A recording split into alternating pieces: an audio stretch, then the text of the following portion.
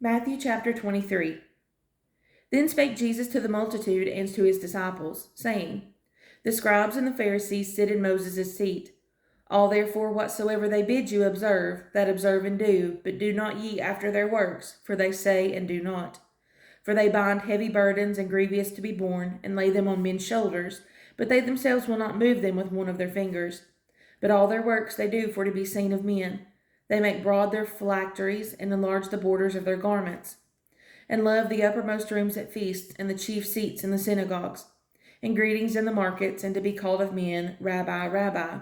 But be not ye called Rabbi, for one is your master, even Christ, and all ye are brethren.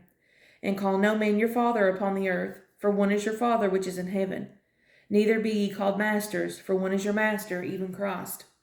But he that is greatest among you shall be your servant.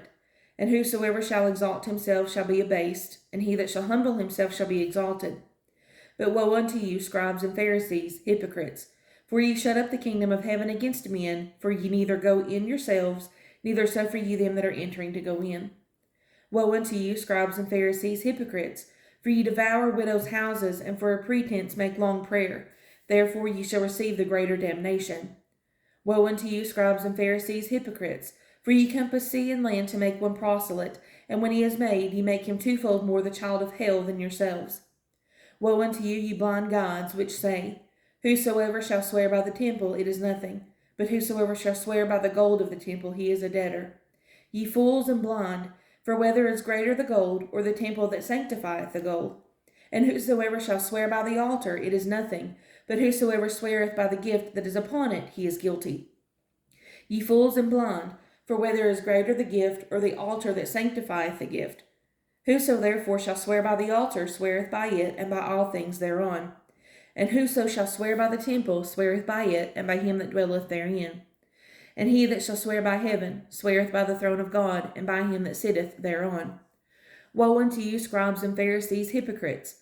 For ye pay tithe of mint and anise and cumin, and have omitted the weightier matters of the law, judgment, mercy, and faith. These ought ye to have done, and not to leave the other undone.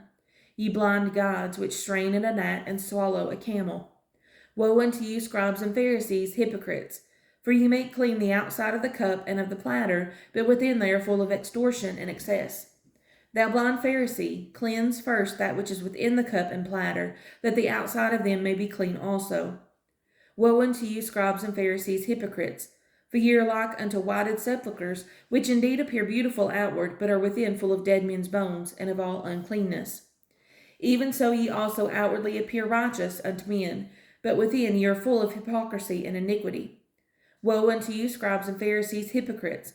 Because you build the tombs of the prophets, and garnish the sepulchres of the righteous, and say, If we had been in the days of our fathers, we would not have been partakers with them in the blood of the prophets. Wherefore ye be witnesses unto yourselves that ye are the children of them which killed the prophets. Fill ye up then the measure of your fathers.